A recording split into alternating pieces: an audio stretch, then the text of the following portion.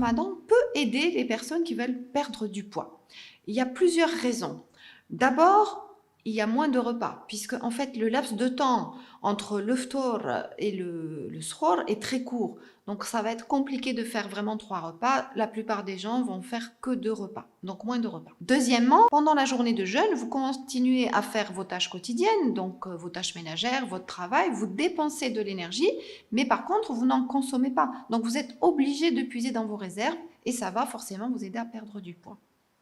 Ensuite, les grignotages. Les personnes qui ont tendance à prendre du poids, souvent c'est à cause des grignotages. Donc là, c'est pas possible la journée, donc ça va éliminer ce grignotage. Enfin, la journée de travail est quand même un peu plus courte, on finit de travailler plus tôt.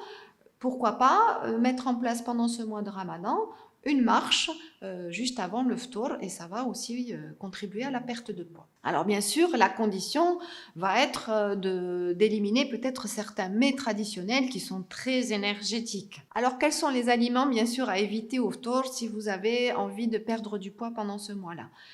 Il va falloir quand même faire attention aux chiouettes, les fameux chiouettes marocains qui sont très bons mais qui sont très caloriques. Donc on a tout ce qui est briouat, sucré ou salé, on a aussi la viennoiserie, on a aussi tous les petits salés qui sont souvent très gras, donc les chaussons, les feuilletés, les quiches, voilà, tout ce genre d'aliments. Et puis faites attention aussi aux jus qui sont très sucrés. On a tendance à en boire beaucoup parce qu'on a soif, mais il vaut mieux boire de l'eau. Alors bien sûr, il ne faut pas se priver complètement et vous pouvez introduire 1 ou 2 fois par semaine une petite spécialité comme une choubakia ou une briouat qui vous fait plaisir. Il n'y a pas de souci.